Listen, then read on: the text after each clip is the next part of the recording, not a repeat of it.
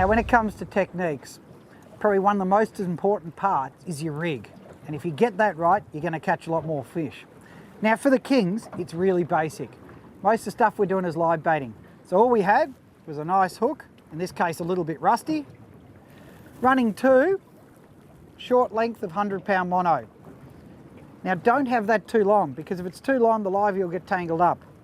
That is joined to a heavy duty ball bearing stout swivel. Don't use the cheap ones, they break. And of course then you have your lead.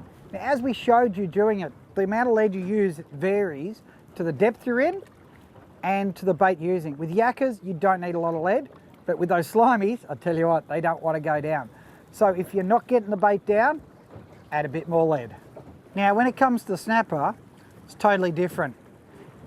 The whole outfit is just a light, basically a heavy spin outfit, but the most important part is down this end. Now similar to the kings, the amount of lead you use varies to the depth you're in. In this case I've got a 1/2 ounce, so that's fishing the deeper water, sort of that 15 to 25, maybe even 30 metres. As you can see in New Zealand, when we're right up in the shallows, you can go right down to 1/4, because the finesse to make your soft plastic work is a priority. Now we only run short leaders, 50 centimetres long is fine. 20 to 30 pound generally speaking, depends again on the environment. If you're fishing really heavy kelp areas, go up to 30. If you're fishing more open areas, go down to 20. If you get to less, you'll get more bites, but you get more break-offs. Now we run a leader probably 40, 50, maybe 60 centimetres long, and that joins directly onto your braid. The trick is to run as light a leader as possible. Generally 20 to 30 pound, 30 pound if you're fishing heavy kelp country, 20 pound where it's a bit more open. If you can get a bit less, go down to 15 pound, 18 pound, you can do it, but you'll risk of breaking off a few fish.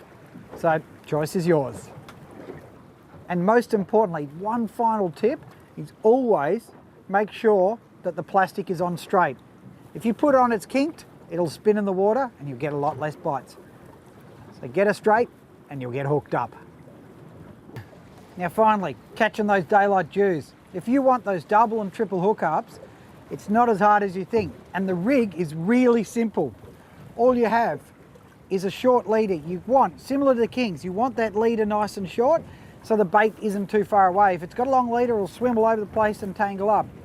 That joins up to your swivel. You don't need three ways, just straight. Same thing as with the kings, just a double barrel like that.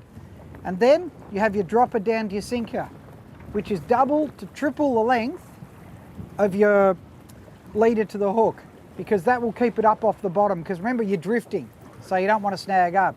Now, one final trick is always run lighter line to your sinker, because if it hooks up on the bottom or snags up along the line there, the only thing that's going to come off is your sinker instead of losing the whole rig.